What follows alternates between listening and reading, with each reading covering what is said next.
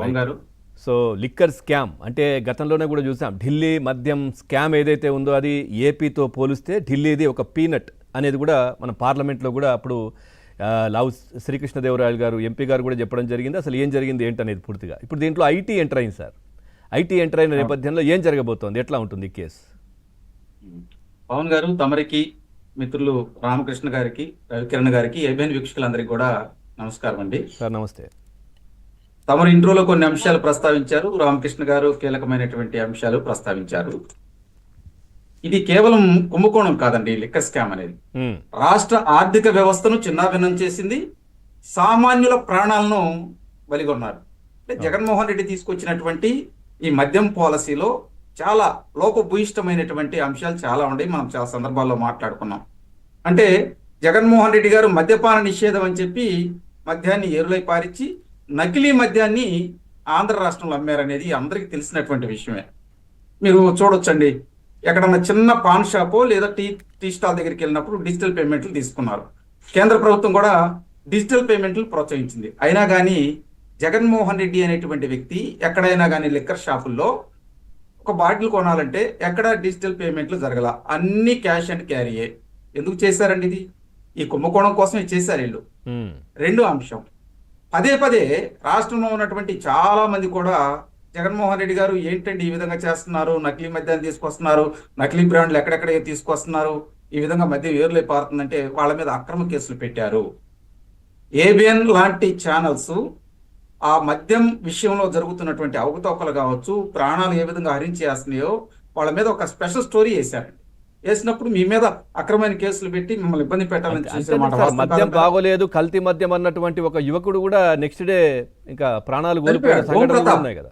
ఓం ప్రతాప్ అండి, ఓం ప్రతాప్ అనే కురవాడు బీర్ సీసా చూపిస్తూ, ఏమండి జగన్మోహన్ రెడ్డి గారు మీరు ఇంత రేటు పెంచారు, అసలు నేను ఈ బ్రాండ్ ఎప్పుడు ఎక్కడ చూడలేదంటే నెక్స్ట్ రోజు అతను చంపించేశారు.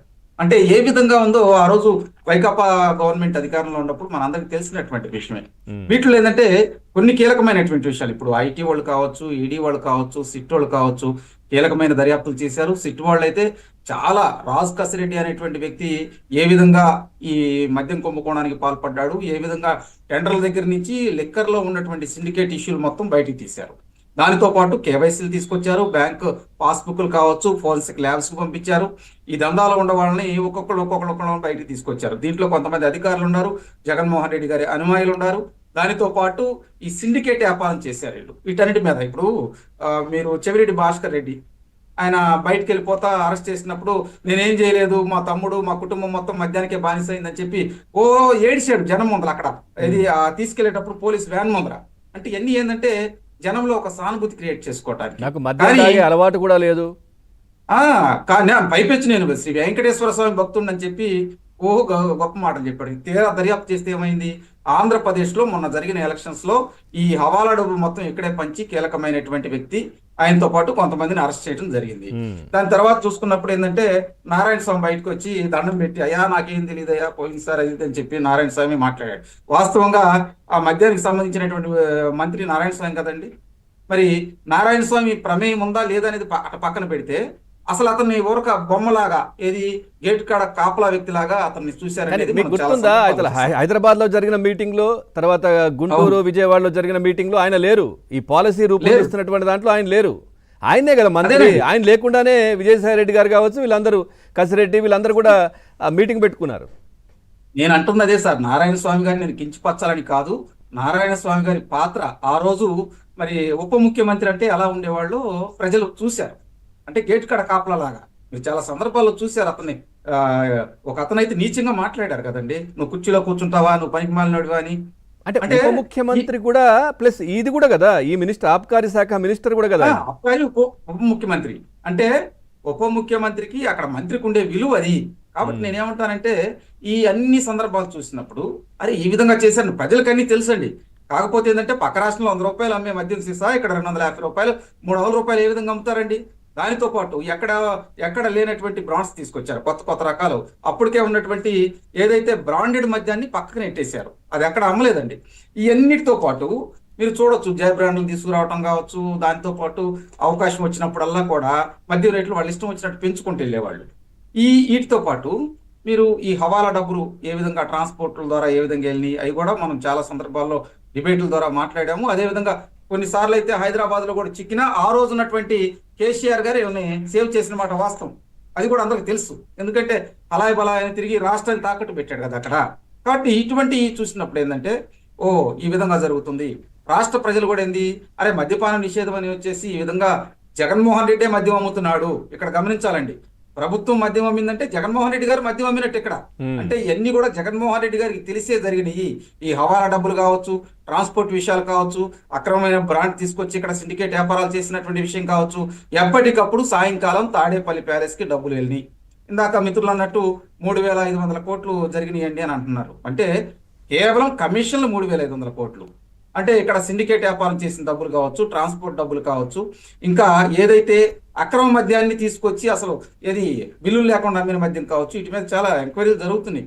ఇప్పుడు ఈడీ వాళ్ళు కూడా విస్తుపోయే విషయాలు ఏంటంటే, మనం ఈడీ ఎంటర్ అయినప్పుడు కొన్ని విషయాలు మాట్లాడుకున్నాం. ఏమంటే ఈడీ ఎంటర్ అయిపోయింది, చాలా కేసుల్లో ఈడీ ఎంటర్ అయిన తర్వాత ఈ కేసు మందకొడిగా సాగిద్ది అనుకున్నాం. కానీ వాళ్ళు దుబాయ్ వెళ్ళారు, అదేవిధంగా కొన్ని దేశాలు వెళ్ళినప్పుడు కూడా, టాంజానియా లాంటి దేశాలు వెళ్ళినప్పుడు కూడా అక్కడ కూడా ఏంటంటే అరే వీళ్ళ ప్రాబల్యం ఉంది అని చెప్పి అక్కడ మెల్లిగా తీసుకుంటా సిట్ వాళ్ళు ఇచ్చినటువంటి ఆధారాలతో పాటు వాళ్ళు ఎంక్వైరీ చేస్తే విస్తుపోయే నిజాలు దొరికినాయి. దాదాపు ఈ కేసులో 400 పైచిలుకు కోట్లు, దాదాపు 400 కోట్లు పైచిలుకు సీజ్ చేశారు. అదేవిధంగా 37.7 కోట్లు ఏదైతే మనం అనుకుంటున్నాం ఇప్పుడు ఈయన కారుమూరి దగ్గర నుంచి తీసుకోవడం జరిగింది. అంటే జప్తు చేశారు ఇవన్నీ కూడా.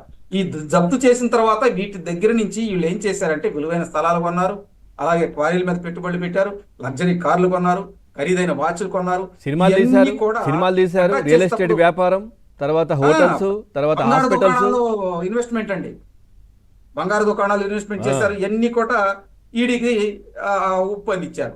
అయిన తర్వాత ఇవన్నీ ఏంటంటే అసలు వాస్తవాలు ఏ విధంగా జరిగినాయి అనేది ఇప్పుడు ఐటీ వాళ్ళు ఎంటర్ అయ్యారు. ఐటీ వాళ్ళు ఎంటర్ అయితే ఇంకేముంది, మెల్లిగా తీగలాగుతూ ఉంటారు. ఆ తీగలాగేది తాడేపల్లి ప్యాలెస్ లో ఇప్పుడు ఆ కోటకు బీటలు వారుతున్నాయి. కాబట్టి ఇక్కడ ఏంటంటే ఎదురుజాడి చేయటం, ఇంకొక అంశాన్ని తీసుకెళ్ళటం ఇవన్నీ చేస్తూ ఉన్నారు.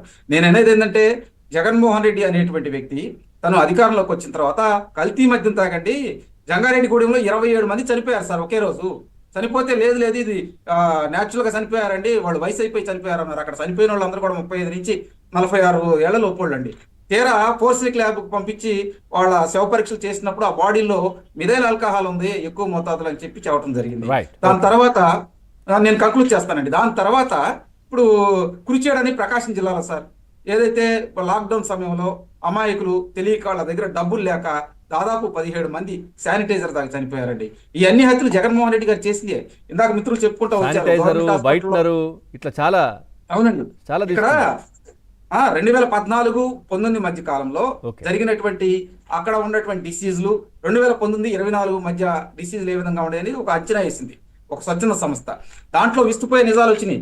దాదాపు ఏంటంటే 2019-24 మధ్య కాలంలో లివర్ వ్యాధితో ఓన్లీ గవర్నమెంట్ హాస్పిటల్కి వెళ్ళిన వాళ్ళు 29,369 మంది, కిడ్నీ వ్యాధులతో వెళ్ళిన వాళ్ళు 90,385 మంది, బ్రెయిన్ సంబంధించినటువంటి అటాక్స్ తో వెళ్ళిన వాళ్ళు 12,663 మంది. అలాగే ఆరోగ్యశ్రీలో ఈ సంవత్సరం నమోదైనటువంటి 30,000 కేసులు ఇవన్నీ కూడా ఈ పిచ్చి మద్యం తాగి గతంలో ఎవరైతే ట్రీట్మెంట్ తీసుకున్నారో వాళ్ళ కేసులే జరిగినాయి.